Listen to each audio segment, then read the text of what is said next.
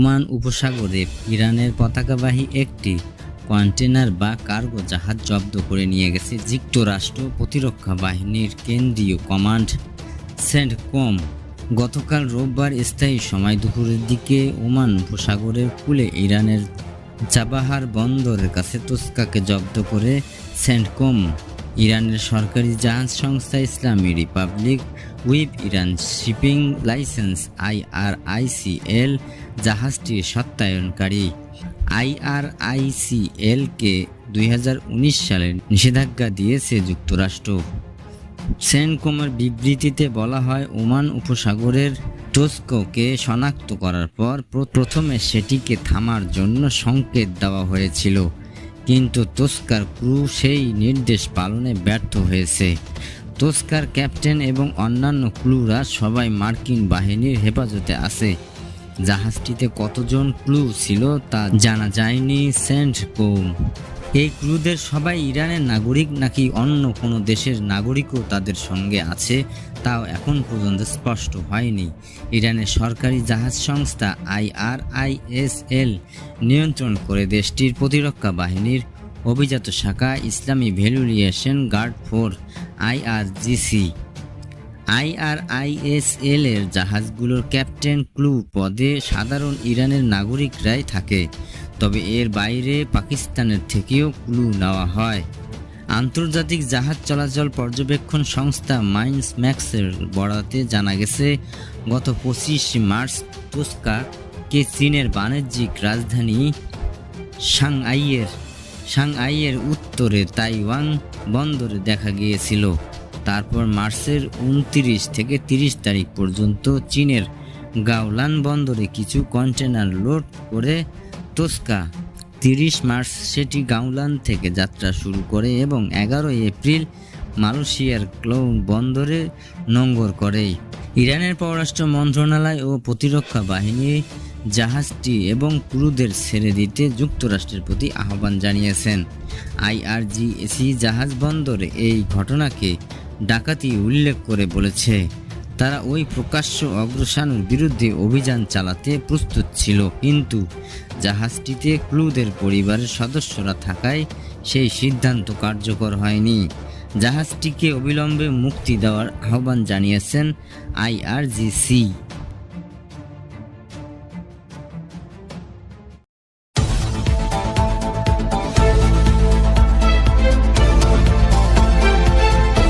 দখলদার ইসরায়েলের প্রধানমন্ত্রী বেঞ্জামিন নেতানিয়াহু প্রেসিডেন্ট ডোনাল্ড ট্রাম্পকে ইরানের বিরুদ্ধে যুদ্ধে জড়িয়েছেন বলে মন্তব্য করেছেন সাবেক ভাইস প্রেসিডেন্ট কামালা হ্যারিস।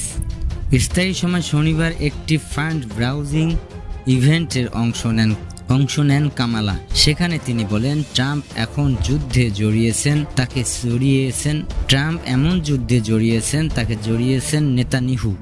আমাদের স্পষ্ট করেছি ট্রাম্প এমন যুদ্ধে জড়িয়েছেন যেটি যুক্তরাষ্ট্রের জনগণ চায় না।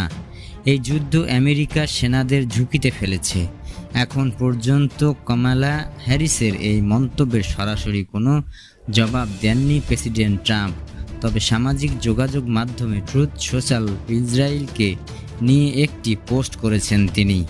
এতে দখলদারের প্রশংসা করেছেন ট্রাম্প। মার্কিন প্রেসিডেন্ট বলেছেন, মানুষ ইসরায়েলকে পছন্দ করুক আর না করুক, তারা জানে কিভাবে বিজয়ী হতে হয়। ট্রাম্প তার পোস্টে লিখেছেন, মানুষ ইসরায়েলকে পছন্দ করুক বা না করুক, তারা যে আমেরিকার অত্যন্ত নির্ভরযোগ্য এক মিত্র তা প্রমাণ করে দেখিয়েছে। তারা সাহসী, নির্ভীক, বিশ্বস্ত ও বিচক্ষণ। যুদ্ধের এই কঠিন সময়ে অন্য অনেক যখন কিছু হটে নিজেদের আসল রূপ দেখিয়েছে, ইসরায়েল সেখানে ঠিক উল্টো তার সর্বোচ্চ দিয়ে লড়াই করতে জানে এবং তারা জানে কিভাবে বিজয় ছিনিয়ে আনতে হয়।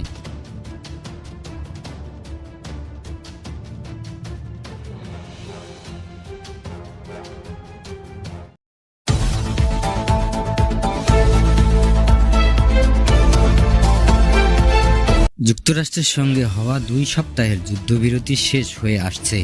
গত 8 এপ্রিল থেকে শুরু হওয়া যুদ্ধবিরতিটি 22 এপ্রিলে শেষ হয়ে যাবে। আর এমন পরিস্থিতিতে আবারও আতঙ্কিত হয়ে উঠেছে সাধারণ ইরানিরা। সংবাদ মাধ্যম আল জাজিরা সাংবাদিক তৌহিদ আসাদির রোববার তেহরান থেকে বলছেন, ইরানিদের মধ্যে বিভিন্ন অনুভূতি দেখতে পাচ্ছেন তিনি। তৌহিদ আসাদি বলেছেন, আলোচনার মাধ্যমে চলমান সংঘাতের সমাধান হবে।